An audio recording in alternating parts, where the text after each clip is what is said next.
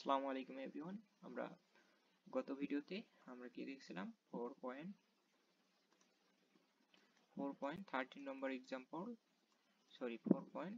হ্যাঁ practice problem 4.13 নম্বর example আমরা কি দেখছিলাম প্র্যাকটিস প্রবলেম 4.13 আমরা আরটিএস বের করা ভিটিএস বের করা ফার্স্ট অফ অল দেখেছিলাম, রাইট? তো এটা আমাদের ম্যাক্সিমাম পাওয়ার ট্রান্সফারের উপর। আচ্ছা, তো এই আমাদের ম্যাক্সিমাম পাওয়ার ট্রান্সফার এই প্রিলিমিনারি আলোচনাটা একটু মনে রাখবা, তাহলে আমাদের ম্যাক্সিমাম পাওয়ার ট্রান্সফারটা অনেকটা ইজি হবে। সো আমরা এখন দেখব এই প্র্যাকটিস প্রবলেম 4.13 নম্বরের আরটিএস কিভাবে বের করতে হয় সেটা আজকে দেখব। সো আরটিএস এর বের করার ক্ষেত্রে আমাদের তিনটা বিষয় মনে রাখতে হয়, এই বিষয়টা অর্থাৎ আরটিএস। তো আরটিএস এর ক্ষেত্রে আমরা ফার্স্ট অফ অল কি করব, যদি আমাদের ইন্ডিপেন্ডেন্ট সোর্স থাকে,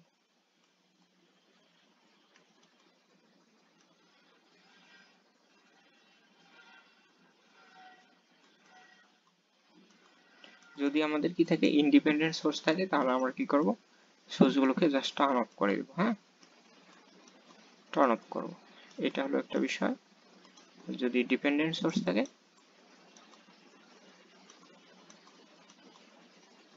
ডিপেন্ডেন্ট সোর্স থাকলে আমরা একটা সোর্স অ্যাড করি, 1 ভোল্টের একটা সোর্স অথবা 1 অ্যাম্পিয়ারের একটা সোর্স অ্যাড করি। আর তারপর থার্ড নম্বর বললে আমাদের যে টার্মিনাল পয়েন্ট আছে, সেই টার্মিনাল পয়েন্টে আমরা কি করি, আরটিএস বের করি। অর্থাৎ যে লোড রেজিস্ট্যান্স আছে সেই লোড রেজিস্ট্যান্সটাকে ওপেন করে দেব। হ্যাঁ, লোড রেজিস্ট্যান্সটাকে ওপেন করে দিয়ে টার্মিনাল পয়েন্টে আমরা কি করব, আরটিএস বের করব। এই বিষয়টা একটু মাথায় রাখতে। তো আমরা দেখি আমাদের সার্কিটটা একটু লক্ষ্য করি। তো এটা আমাদের একটা সার্কিট ছিল, এখানে একটা লোড রেজিস্ট্যান্স ছিল, রাইট? আচ্ছা, তাহলে ফার্স্ট অফ অল আমরা কি করব, আমাদের এই সার্কিটটা একটু লক্ষ্য করো। এই সার্কিটে আমাদের কি কি আছে দেখো, ডিপেন্ডেন্ট সোর্স এবং ইন্ডিপেন্ডেন্ট সোর্স গুলো কি কি। আমাদের ইন্ডিপেন্ডেন্ট সোর্স একটা ভোল্টেজ সোর্স আছে, তাহলে ভোল্টেজ সোর্সটা কি করব, টার্ন অফ করব। দ্যাট মিন্স এটাকে ভোল্টেজ সোর্সকে শর্ট করে দেব। আর কোনো কাজ করা লাগবে না, আমাদের অ্যাজ ইউজুয়াল যেটা সার্কিট আছে এইটাই। তো আমরা এখন আবার সার্কিটটা পুনরায় রিড্র করি।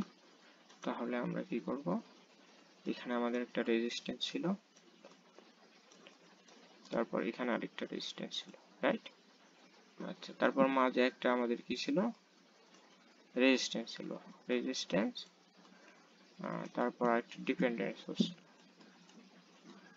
এইটা তো রাইট। আর এটাকে আমরা শর্ট করে দিলাম এই প্রান্তকে, কারণ একটা আমাদের কি ছিল, ভোল্টেজ সোর্স ছিল, ইন্ডিপেন্ডেন্ট ভোল্টেজ সোর্স। তো এটাকে শর্ট করে দিলাম। এইটা হলো টার্মিনাল পয়েন্ট। এই টার্মিনাল পয়েন্টে আমরা জাস্ট কি করব, এই টার্মিনাল পয়েন্টে জাস্ট আমরা কি পাবো, এটা শর্ট করে দিলাম, প্লাস মাইনাস 3vx আরটিএস বের করব। ও সরি, আমাদের আরো একটা কাজ করা লাগবে, সেটা হলো আমাদের একটা ভোল্টেজ সোর্স অ্যাড করা লাগবে, কারণ আমাদের ডিপেন্ডেন্ট সোর্স আছে। তো আমি একটা 1 ভোল্ট সোর্স অ্যাড করলাম। তো এই হলো আমাদের সার্কিট, 1 ভোল্ট, 1 ভোল্টের একটা সোর্স অ্যাড করলাম। তো রেজিস্ট্যান্সের নাম এটা আসলে 1 ওহম মেবি। হ্যাঁ, আর দেখি আরেকটু, এটা 1 2 4, রাইট?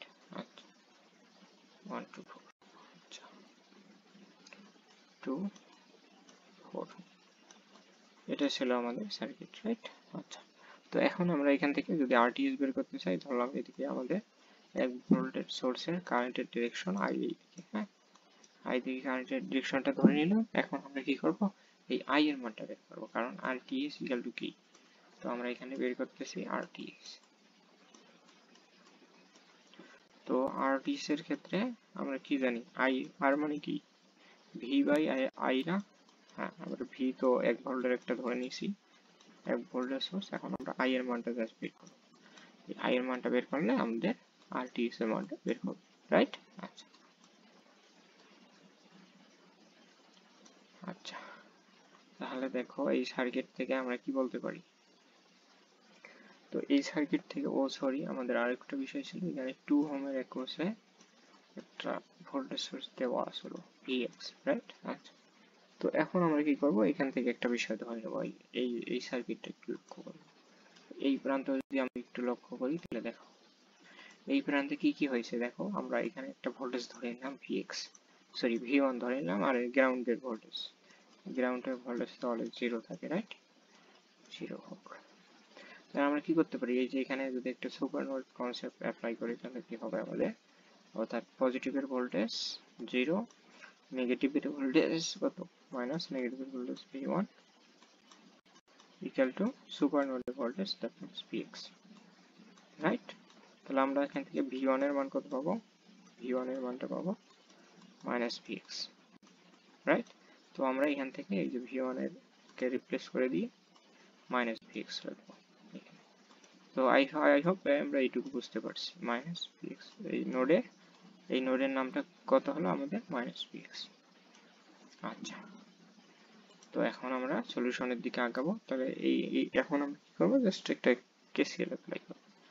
ধরলাম এইদিকে কারেন্ট আউট হচ্ছে, এইদিকে আউট হচ্ছে, আর এইদিকে তো ইন হচ্ছে। তো আমরা এখন কেসিএল অ্যাপ্লাই করি।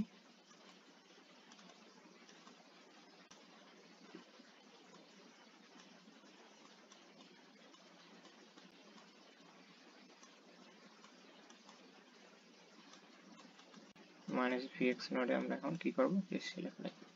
তাহলে যদি কেসিএল অ্যাপ্লাই করি তাহলে আমাদের কি হবে, এখানে মাইনাস Vx বাই 2, তারপর এটা আউট হচ্ছে, এটা আউট হচ্ছে, কত হবে plus minus Vx minus 3Vx by 1, তারপর কত হবে, এখানে আমাদের কারেন্টের মানটা হবে না, হ্যাঁ কারেন্টের মানটা আমরা বসাই দিতে পারি।